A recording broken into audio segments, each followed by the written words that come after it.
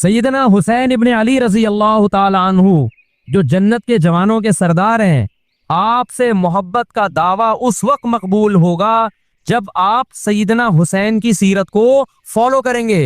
रोना पीटना मातम करना ये सैयदना हुसैन और अहले बैत की सीरत नहीं है। सब्र करना, जालिम के सामने डट जाना, जान के खौफ से अपनी पॉलिसियों से पीछे ना हटना, ये सैयदना हुसैन इब्ने अली रजी अल्लाह अन्हु की सीरत है जो आज हमें कहीं भी नजर नहीं आती। तो हमने भाई देखना है सहाबा का तर्ज अमल क्या था। आप बताओ, सहाबा को सैयदना हुसैन से मोहब्बत थी या नहीं थी? क्या गम का पहाड़ टूटा होगा जब इत्तला मिली होगी कि सैयदना हुसैन इब्ने अली और आपके असहाब और अहले बैत को सबको करबला में शहीद कर दिया गया है। क्या क़यामत गुजरी होगी। कोफा से एक शख्स आया ना, अब्दुल्ला बिन उमर से पूछने लगा जू मारने पर दम का मसला। उन्होंने फरमाया तुमने पैगंबर के नवासे को कत्ल कर दिया और मसला ये पूछ रहे हो कि जू मारने पर दम आएगा कि नहीं आएगा। एक तरफ तुमने पैगंबर के नवासे को कत्ल कर दिया करबला में, और अब हमसे आके मसला पूछते हो जू मारना जायज है या नहीं है। सहाबा के यहाँ ये गम कम गम नहीं था। देखो, हजरत मुआविया रजी अल्लाह ताला अन्हु के हाथ पे भी हजरत हुसैन ने बैत नहीं की, लेकिन बगावत भी नहीं की। क्यों? बगावत से फितने का अंदेशा था। हजरत हसन जो हजरत हुसैन के बड़े भाई थे, उन्होंने सैयदना मुआविया रजी अल्लाह ताला अन्हु के हाथ पे बैत की और इस इख्तलाफ को हमेशा के लिए अपनी कोशिश के मुताबिक हमेशा के लिए खत्म कर दिया। खत्म हुआ नहीं हुआ एक अलग बहस है, लेकिन हजरत हसन का मकसद क्या था कि मुसलमानों की दो जमातों को मैं आपस में लड़ता हुआ नहीं देख सकता। लोगों ने कहा आप खिलाफत के हकदार हैं, आपने फरमाया मैं दस्तबरदार होता हूँ सैयदना मुआविया के हक में। हजरत हसन बैत हो गए हजरत मुआविया से और ये इख्तलाफ को क्या कर दिया? खत्म।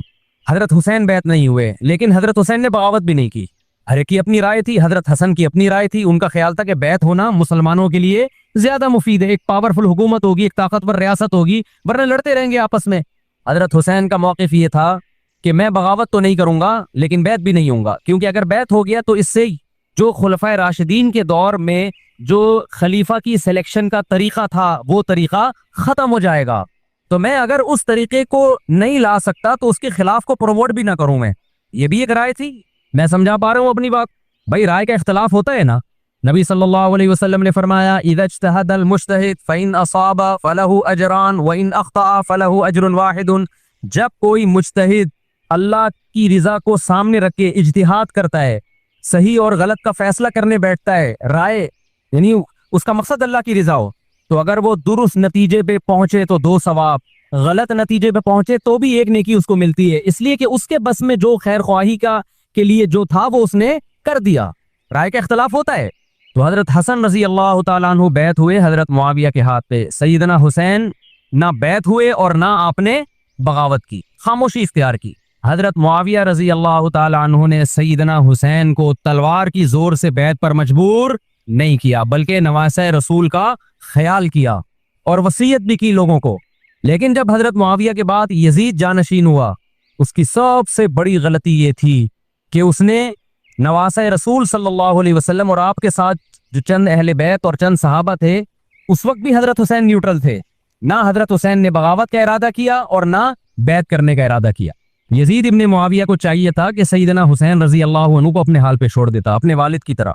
हजरत हुसैन रजी अल्लाह ताला अन्हु को जब कूफा से खुतूत आए, ये मैं वजाहत इसलिए कर रहा हूँ कि हजरत हुसैन बगावत के लिए नहीं निकले थे, इस मुसलमान हाकिम के खिलाफ बगावत के लिए नहीं निकले थे, क्योंकि रसूलुल्लाह सल्लल्लाहु अलैहि वसल्लम की बहुत सारी सही हदीस है इस बारे में कि जो बागी है, जो रियासत के खिलाफ बगावत करता है, उसको नबी सल्लल्लाहु अलैहि वसल्लम ने इस अमल को पसंद नहीं किया। तो हजरत हुसैन रजी अल्लाह ताला अन्हु को कूफा से खुतूत आए कि यहाँ सारे के सारे लोग आपके हाथ पे बैत करने के लिए तैयार हैं। जाहिर जब किसी इलाके के लोग दारुल खिलाफा हो और सब बैत होने के लिए तैयार हों, तो फिर आपका जाना ये बगावत का अमल नहीं कहलाता। हजरत हुसैन रजी अल्लाह ताला अन्हु अहले बैत के साथ निकले। करबला में जब पहुंचे, मशहूर वाक़या आप 20वीं दफ़ा सुन चुके हैं, वहां जाके आपको इत्तला हुई कि वो खबर गलत थी और उबैदुल्लाह बिन ज़ियाद ने एक पूरा लश्कर भेजा सैयदना हुसैन रजी अल्लाह ताला अन्हु को मजबूर करने के लिए कि मेरे हाथ पे आप जबरदस्ती बैत हो जाएं।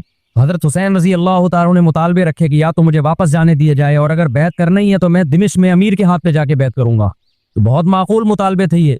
मेरा मकसद अभी करबला का वाक़या बयान करना नहीं है, इस पे बहुत कुछ कहा जा चुका है, खुद मेरा भी बयान इस पे तफसील से हो चुका है। इसके बाद भी सैयदना हुसैन रजी अल्लाह ताला अन्हु को मजबूर करना कि उबैदुल्लाह बिन ज़ियाद जो बदबख्त इंसान जो कातिल था अहले बैत का, उसी के हाथ पे लाजमी बैत हो, जबकि वो अमीर भी नहीं है, वो गवर्नर है एक इलाके का। तो नवासे रसूल का ख्याल ना करना ये बदतरीन जुल्म था जो उस वक्त हुकूमत से हुआ है। हजरत हुसैन रजी अल्लाह ताला अन्हु, देखो नबी सल्लल्लाहु, आज हम देखते हैं कि जो बड़ा आदमी होता है ना, उसकी कुर्बानियां होती हैं, उसकी बड़ी बड़ी कुर्बानियां होती हैं। छोटे अपने बड़ों की कुर्बानियों को कैश कराते हैं। आपने देखा होगा फला ने बड़ी कुर्बानियां दी और बच्चे मौज कर रहे हैं, देखा ना आपने। लेकिन अल्लाह ताला ने रसूलुल्लाह सल्लल्लाहु अलैहि वसल्लम के नसब को इससे महफूज किया। हमारे नबी के दो बेटे हसन हुसैन, आपकी नस्ल हजरत फातिमा से चली है, दोनों शहीद हुए हैं। इसमें बहुत बड़ी हिकमत थी कि पैगंबर सल्लल्लाहु अलैहि वसल्लम ने सबसे पहले तरबियत अपने घर वालों की है। आज लोग बाहर फंटर बने हुए होते हैं, तबलीगें कर रहे होते हैं, अपने घर की उनको परवाह नहीं होती। नबी सल्लल्लाहु अलैहि वसल्लम ने सबसे पहले जो तरबियत की है, किसकी की है? हजरत हसन और हुसैन की है। तो जब करबला में आपको चारों तरफ से घेर लिया गया और आपको मजबूर किया गया कि आपने इब्ने ज़ियाद के हाथ पे बैत करना है, तो आपने इस जिल्लत को गले लगाने से इनकार कर दिया। आपको 100% यकीन था कि इतने बड़े लश्कर के सामने मैं ठहर नहीं सकता, असबाब की दुनिया में फतह की उम्मीद नहीं है।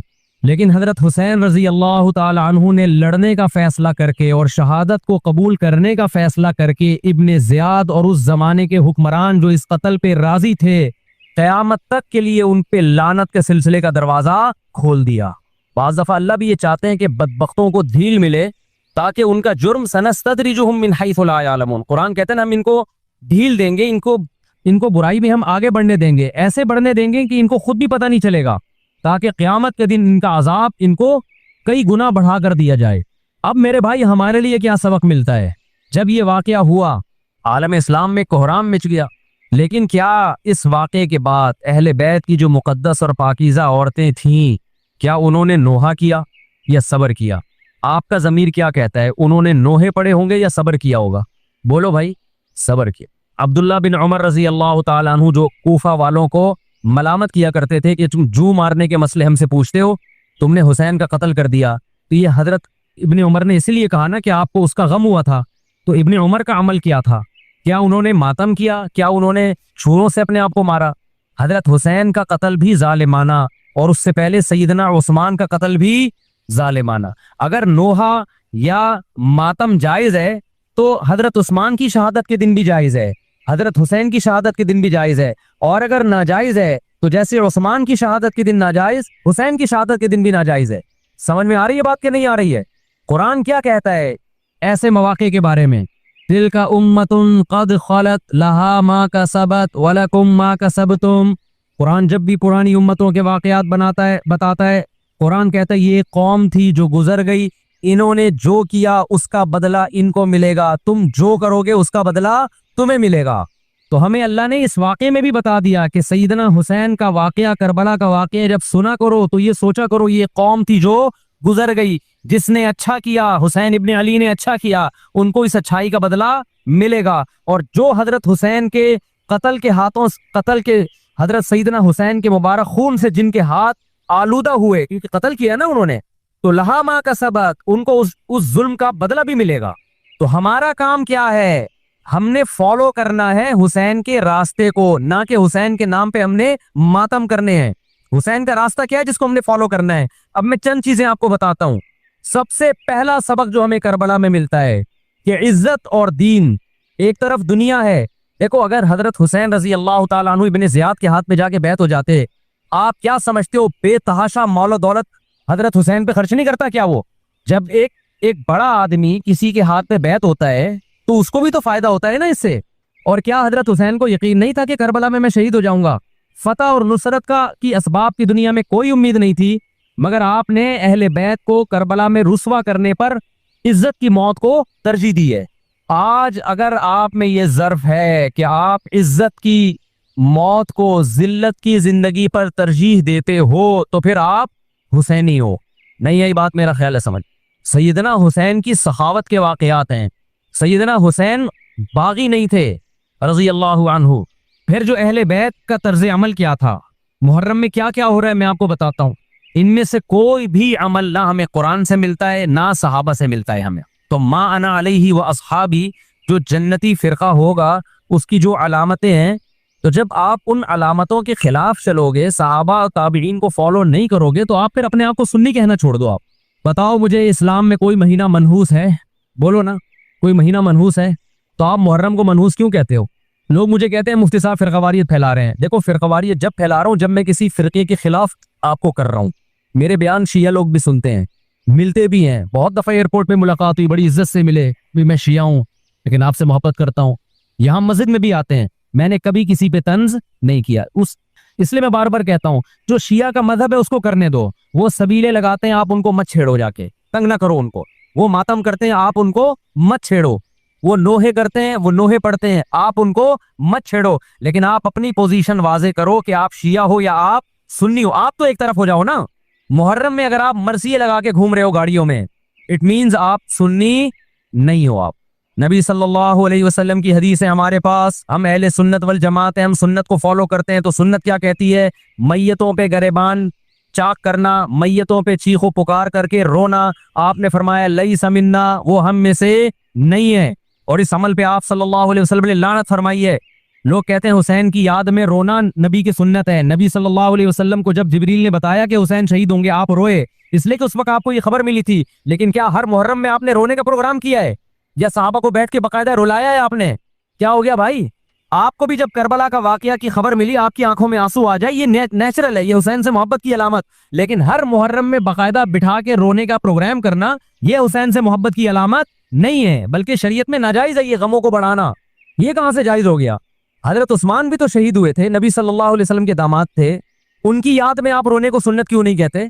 हमारी नजर में हुसैन का कत्ल भी बहुत बड़ा जुल्म और सैयदना उस्मान का कत्ल भी बहुत बड़ा जुल्म था। दोनों मजलूम थे, दोनों मजलूम शहीद थे। हमें दोनों की शहादत पे गम है।